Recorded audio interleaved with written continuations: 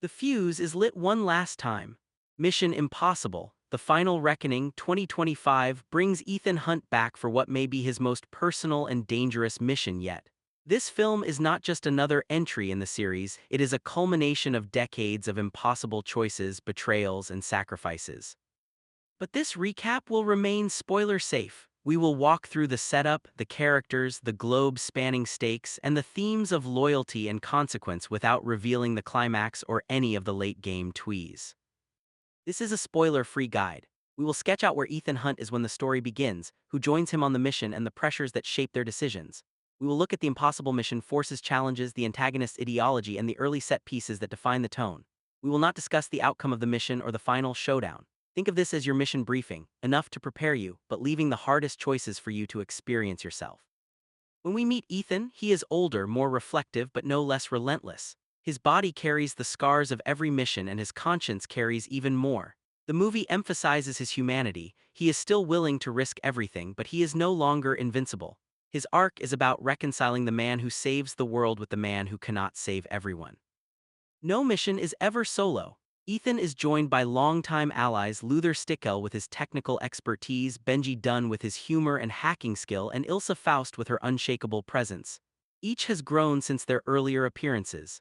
Their chemistry shows a family forged in fire, bickering, trusting, and carrying the weight of shared history.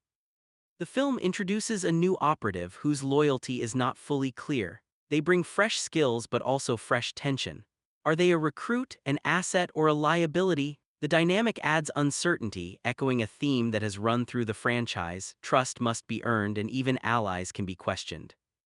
Every Mission Impossible film lives or dies by its villain. Here, the antagonist is not just another warlord or arms dealer. They are a strategist, using information and ideology as weapons. Their aim is to expose the flaws of global power structures, framing themselves not as a villain but as a necessary correction.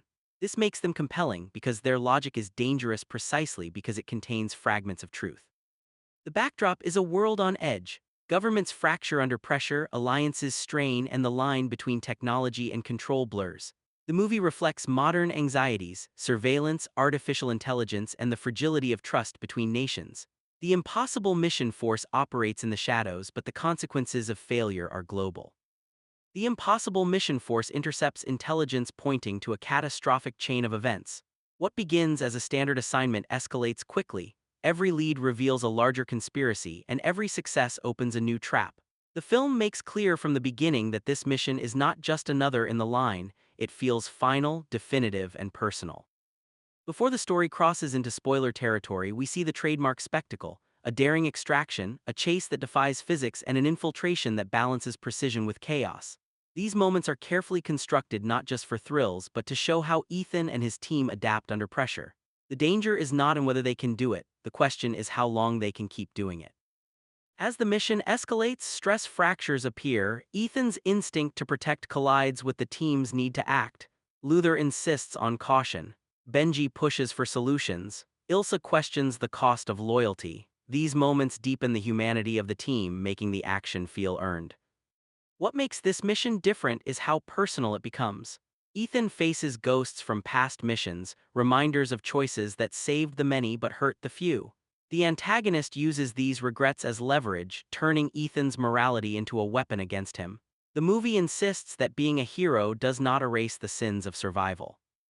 Halfway through, the team uncovers a revelation that reframes the mission. It is not just about stopping a plan, it is about confronting the architecture of power itself. Without spoiling details, this turn expands the stakes from a single crisis to a test of the system Ethan has fought to defend his entire career. The film wrestles with loyalty, to the team, to the mission, to ideals. It also wrestles with consequence. Every success has a cost, every save leaves someone behind. Ethan's journey is not about perfection but about persistence, about choosing to try even when outcomes are uncertain. As the story builds, the set pieces grow more elaborate and the choices more impossible. The team is pushed to its limits, alliances blur, and the antagonist's plan grows sharper. We stop here, leaving the climactic reveals untouched, but it is clear that this mission will test not only their skills but their bonds. Mission Impossible, The Final Reckoning works because it blends operatic spectacle with intimate character stakes. The stunts are as jaw-dropping as ever, but they serve the story instead of overshadowing it.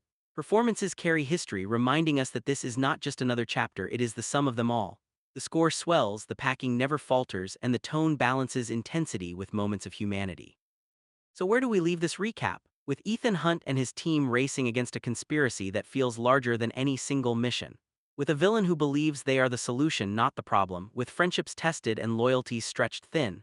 The rest, every twist, every final choice, every impossible decision, is left for you to discover when the mission reaches its end.